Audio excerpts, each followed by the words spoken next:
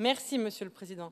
Je crois que ce que vous venez de nous exposer valide ce que nous avons dit lors d'une précédente délibération, c'est-à-dire que la normandisation, c'était de l'affichage, mais que ça se heurte systématiquement aux politiques européennes, aux traités européens, à la directive sur les travailleurs détachés, que vous vous gardez bien de critiquer. Je trouve qu'il y a des débats qui, même à 3 semaines d'une échéance importante pour la France, mériteraient sérénité. Nous, par exemple, nous sommes pour que sur des raffineries, des centrales nucléaires, des industries chimiques, oui, pour des raisons de sécurité, les salariés puissent répondre aux consignes de sécurité.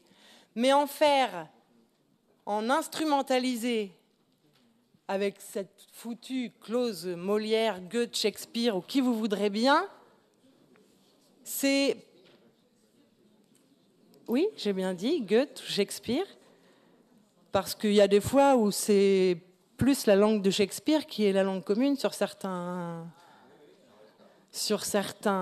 certaines entreprises, pas forcément chantier, mais dans certaines entreprises. Moi, je pense que c'est une vraie question qui ne peut pas être traitée à la légère, qui ne peut pas être instrumentalisée. Et je constate que les colères sont à géométrie variable. Je ne vous ai, par exemple, pas entendu, ni les uns ni les autres, vous offusquer de ce qui s'est passé avec Bouygues Travaux Publics sur le chantier de l'EPR. Bouygues Travaux Publics a embauché, c'est avéré, puisque la justice a tranché, des travailleurs détachés dans les conditions qu'on connaît, avec un manque à gagner extrêmement important, notamment pour l'URSSAF. Savez-vous, en tout cas si vous ne le savez pas, je vais vous l'apprendre, que alors que l'avocat général dans le procès requérait 50 000 € d'amende, l'amende qui a été donnée est de 29 950 €. Pourquoi ?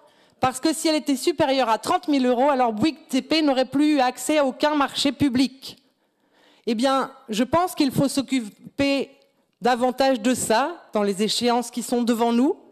Comment est-ce que la puissance publique se donne des moyens efficaces pour contrecarrer cette concurrence absolument déloyale et destructrice, pas seulement pour les Français, mais pour tous les peuples dont les droits sont tirés vers le bas systématiquement.